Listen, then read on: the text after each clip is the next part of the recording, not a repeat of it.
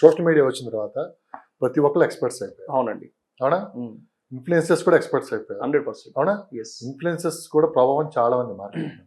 ఓ రకంగా social media ఎంత మంచి చేస్తుందో అంతే చెడు కూడా చేస్తుంది. దాని ప్రభావం రియల్ ఎస్టేట్ లో కూడా క్లియర్ గా కనపడుతుంది. Yeah. ఒకళ్ళు మార్కెట్ బాగుందంటే ఒకళ్ళు మార్కెట్ బాగాలేదు ఇప్పుడు కొనొద్దని కొంతమంది ఫోన్లో చేతిలో ఫోన్ ఉంది అని చెప్పి ఇప్పుడు కొన్నారంటే మీ పని అయిపోయినట్లు చెప్పి రకరకాల న్యూస్ అనేది బయట స్ప్రెడ్ అవుతుంది. అవునండి. మొత్తానికైతే ఓవరాల్ గా గందరగోళ పరిస్థితులను నెట్టేశారు. ఎస్. అవునా? అవును.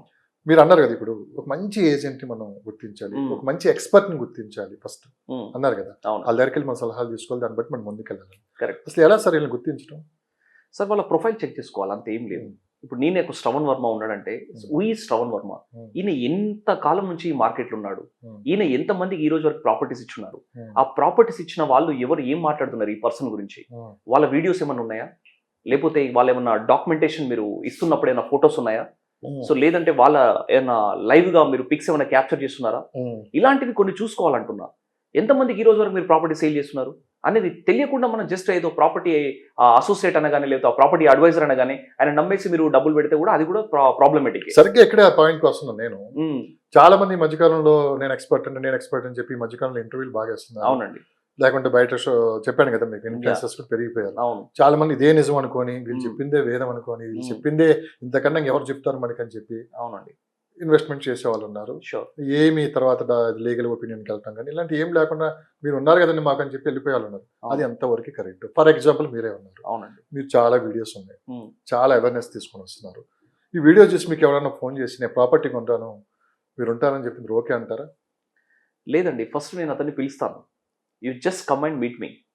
కలిసిన తర్వాత మీకు బిజినెస్ వస్తుంది కదా, ఇంకా మీరు ఫోన్లోనే మొత్తం చేయొచ్చు కదా. చేయలేండి నేను అట్లా చేస్తే నేను పప్పులో కాలేసిన వాడిని అవుతాను. అలాంటి వాళ్ళు ఎంతమంది ఉన్నారు?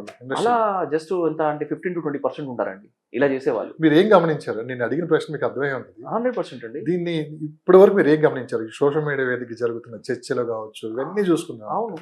ఇప్పుడు ఏమవుతుందంటే మీరు అన్నట్టుగా ప్రతి దానికండి, నాట్ ఓన్లీ సోషల్ మీడియా, రెండు వైపులు ఉంటుంది. పాజిటివ్ ఉంటుంది, నెగిటివ్ ఉంటుంది. ఓకేనా?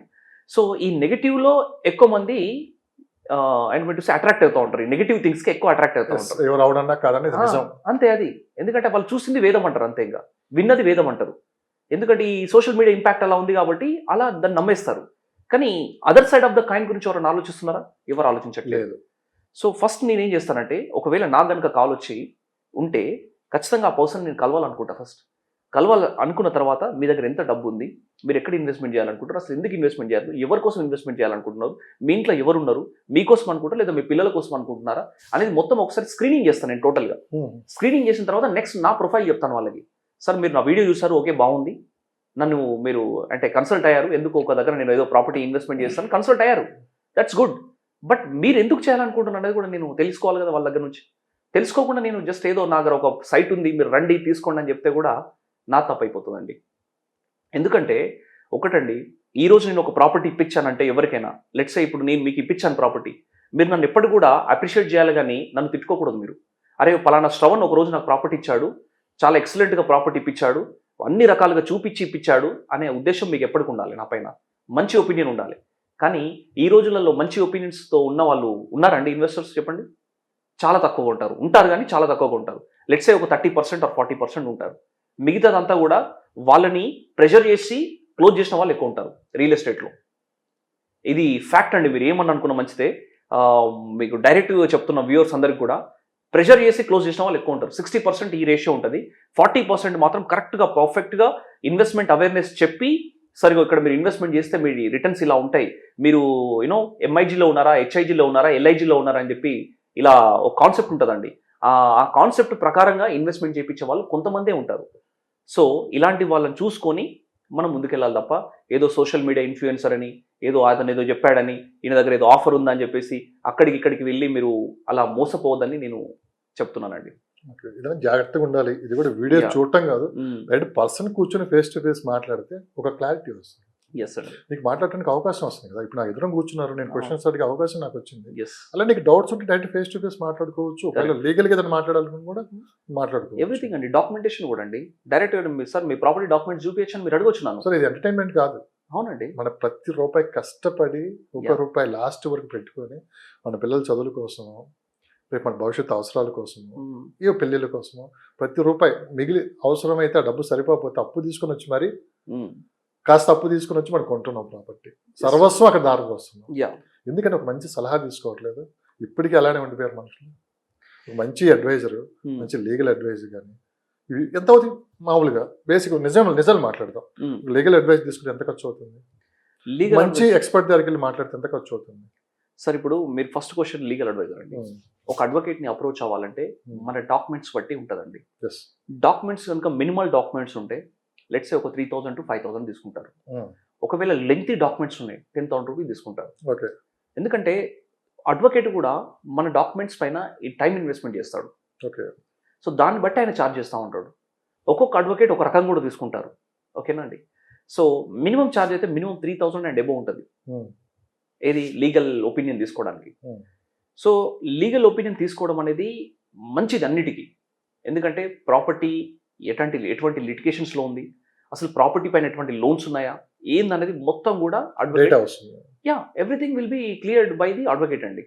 సో అందుకే ఒకసారి మీరు ప్రాపర్టీ తీసుకునే ముందు అడ్వకేట్ని కలవడం అనేది చాలా ఇంపార్టెంట్. ఇది ఒకప్పుడు మనుషులు నమ్మేవాళ్ళు, ఇప్పుడు పేపర్లు నమ్మాల్సి వస్తుంది. అంతే అండి. ఇప్పుడు పరిస్థితులన్నీ మారిపోయాయి కదా. సొంత అన్న తమ్ముడు ఇవే నమ్మలేకపోతున్నారు. సొంత అన్న తమ్ములని నమ్మలేకపోతున్నారు. సమాజం అలా అయిపోయింది. సో మనం ఇంకా 1950 నుంచి ఏది ఉందో మొత్తం డేటా అంతా మనకి ఎప్పుడు ఎవరి దగ్గర నుంచి అయింది, ఎన్ని లోన్స్ ఉన్నాయి, ప్రతిదీ మనకి డేటా. కరెక్ట్. సో అదంతా లీగల్ అడ్వైస్ అయిపోయిన తర్వాత నెక్స్ట్ మంచి ఎక్స్పర్ట్ నెక్స్ట్ ప్రాపర్టీ. సో అక్కడ ఇన్వెస్ట్ చేస్తే ఎలా ఉంటుంది అనేది మంచి ఖచ్చితంగా ఒక అంచనా ఉండాలి చెప్తారు కదా. ఈ మధ్య కాలంలో ఎక్స్పర్ట్స్ అన్నట్టు మీరు అంటున్నారు, చాలా మంది ఎక్స్పర్ట్స్ అయిపోయారు. ఎవరికి వాళ్ళు ఎక్స్పర్ట్స్ అయిపోయారు. సోషల్ మీడియాలో ఇంటర్వ్యూలు ఇవ్వడము, లేకపోతే ఇన్ఫ్లుయెన్సర్స్ అని చెప్పడము, ఏదో టాక్స్ ఇచ్చుకోవడం. తప్పు పట్టట్లేదండి. సో ఎవరిని తప్పు పట్టడానికి లేదు ఇక్కడ. బట్ ఎందుకంటే ఎవరు బ్రాండింగ్ వాళ్ళది, ఎవరి మార్కెటింగ్ వాళ్ళది, ఎవరి సేల్స్ వాళ్ళవి 100% చేసుకోవాలి. కాకపోతే నేను ఏమంటున్నానంటే ఈ ఎక్స్పర్ట్ని అప్రోచ్ అవుతున్నప్పుడు ఆ ఎక్స్పర్ట్ని ఎవరైతే మీరు అప్రోచ్ అవుతున్నారో ఆ పర్సన్ అసలు ఎవరు అనేది మీరు క్లారిటీగా తెలుసుకున్న తర్వాత మీరు మాట్లాడండి అంటున్న వాళ్ళతో. So then only you will get a good investment అండి. లేదు అంటే మళ్ళీ ఇబ్బందులు పడతాం 100%. సో ఎందుకంటే కొన్ని సందర్భాల్లో ఏమవుతుందంటే ప్రైస్ దగ్గర కూడా డిఫరెన్స్ జరుగుతుందండి రియల్ ఎస్టేట్లో. ఇప్పుడు సపోజ్ అక్కడ కంపెనీ వచ్చేసి ఒక 12,000 రూపీస్ పర్ స్క్వేర్ యార్డ్ పెట్టిందంటే అసోసియేట్ కంపెనీ కనుక లింకప్లో ప్రాపర్ కనుక లేకపోతే అసోసియేట్ చెప్తాడు 14,000 or 15,000 అని చెప్తాడు. Got it. సో ఎందుకంటే కంపెనీకి అంత పెద్ద లింకప్లో లేడు కాబట్టి ఆయన చెప్పిందే వేదం, ఆయన కస్టమర్ ఏదో నమ్మేస్తాడు. అరే 14,000 15,000 ఉందంటే అక్కడ అని చెప్తా ఉంటారు. అలా కాదు, అసలు కాంపిటీషన్ అనాలిసిస్ ఏంది, ప్రోడక్ట్ ఏంది, కంపెనీలో రేట్ ఎంత ఉంది, ఎవ్రీథింగ్ ట్రాన్స్పరెంట్గా చూపించాలి. పేపర్ మీద చూపించాం. మీరే అన్నారు ఇందాక, సార్ ఒకప్పుడు మనుషులను నమ్మాము, ఈ రోజు పేపర్లో నమ్ముతున్నాం. మరి పేపర్ మీద చూడాలి కదా, రేట్ ఎక్కడ ఉంది, బ్రౌచర్ ఏది, బ్రౌచర్ మీద ఎంత రేట్ ఉంది, ఏంది అన్నది ఎస్ ఇవన్నీ చూసిన తర్వాతనే మనం అతనికి పేమెంట్ ఇవ్వడం జరుగుతుందండి. జనరల్గా కొంతమంది అయితే బ్లైండ్ గా పేమెంట్ ఇచ్చేసి వెళ్ళిపోతున్నారు. అదే జరుగుతుంది. అది ఎంతవరకు కరెక్ట్ అని నేను అంటున్నాను. ఆ బ్లైండ్ వెళ్ళిపోవడం ఎంతవరకు కరెక్ట్? ఆ బ్లైండ్ గా కొంతవరకు వెళ్ళొచ్చండి. అంటే ఎప్పుడు మొత్తం ఇంకా హోల్ అండ్ సోల్ హోప్ అతని మీద ఉన్నప్పుడు, అరే ఇంకా శ్రవణ్ నువ్వు ఉన్నావు కదా, ఇంకా నాకు ఎటువంటి లేదు, మీరు చూసుకోండి, ఇక ప్రాపర్టీ మీది అనుకోండి అన్నట్టుగా మాట్లాడినప్పుడు దాట్ పర్సన్. ఉన్నాయి అలాంటి సందర్భాలు? ఉన్నాయి సార్, ఉన్నాయండి. కొంతమంది ఇప్పటికి కూడా ₹1,00,00,000 ఇచ్చేసి కూడా నమ్మేసి వెళ్ళిపోతూ ఉంటారు ఏజెంట్స్ని. సీరియస్లీ. ఎందుకంటే వాళ్ళకు ఒక నమ్మకం ఉంటుంది. ఎవరికి? ఆ ఇన్వెస్టర్లకి. ఈరోజు నేను ₹1,00,00,000 శ్రవణ్కి ఇస్తున్నాను, ఈ ₹1,00,00,000 నేను ఇన్వెస్ట్మెంట్ చేస్తే ఒక 5 సంవత్సరాల తర్వాత ఈ ₹1,00,00,000 2 కోట్లు అవుతుంది అనే ఆలోచన వాళ్ళకు ఉంటుంది అనమాట. అంటే పాజిటివ్ థింకింగ్లో ఉంటారు వాళ్ళు ఎంతసేపు. ఇక హెడేక్ ఎందుకంటే నాకెందుకు ఈ ₹1,00,00,000 తీసుకుపోయి ఇంకొక దగ్గర కట్టడము, లేకపోతే కంపెనీకి వెళ్ళడం, ఇవన్నీ నాకెందుకు, అంత అవసరం లేదు, నాకు రిజిస్ట్రేషన్ కావాలి, దట్స్ ఆల్, నాకు అదొక్కటే నా టార్గెట్ అని చెప్పేసి కూర్చుంటారు చాలా. ఇంకేం అవసరం ఉండదు. వాళ్ళు రిసిప్ట్ కూడా అడగరండి, అగ్రిమెంట్ ఆఫ్ సేల్ కూడా అడగరు, ఇంకా అడగరు. అలాంటి వాళ్ళు కూడా ఉన్నారు ఇప్పటికి కూడా స్టిల్. అది అంటే నమ్మకం మీద నడుస్తూ ఉంటుంది బిజినెస్ కొంతవరకు. ఓకే, అంత కాదు, బట్ అందరికీ కాదు ఇది. అందరినీ నమ్మడానికి లేదు ఇలా. ఎందుకంటే నేను ఇప్పుడు చెప్తున్నాను కదా, సో మీ పైన 100% ట్రస్ట్ ఉన్నప్పుడు you can go head. Trust లేనప్పుడు మాత్రం 100% ఎవరిని నమ్మడానికి లేదు. ఈ రోజులలో ప్రతి ఒక్కరిని క్రాస్ చెక్ చేసుకోవాల్సిందే. క్రాస్ చెక్ చేసుకొని ముందుకెళ్ళాలి. ఎందుకంటే ఎంతో కష్టపడి చెమటోర్చుకొని డబ్బు సంపాదించింది ఉంటుంది. మరి అలాంటి డబ్బుని మీరు అట్లా నమ్మేసి ఇస్తున్నారంటే మరి ఆలోచించాలి. రియల్ ఎస్టేట్ ట్రస్ట్ అంటే ఏంటి? ట్రస్ట్ ఏముంటుంది సార్, ఇప్పుడు వాళ్ళకి డబ్బులు కట్టారు, డబ్బులు కట్టిన తర్వాత ప్రాపర్గా లీగల్ ఒపీనియన్ తీసేసుకొని డాక్యుమెంటేషన్ 100% క్లియర్ టైటిల్ ఉండి ఓకే ఆ పర్సన్ నిజాయితీగా ఉండి ఇప్పటి వరకు ఎటువంటి మోసం చేయకుండా తర్వాత రిజిస్ట్రేషన్ ఆన్ టైం ఏదైతే కమిట్మెంట్ ఇచ్చాడో ఇన్వెస్టర్కి దాని ప్రకారంగా ముందుకెళ్తే దెన్ మీ ట్రస్ట్ నిలబడుతుంది.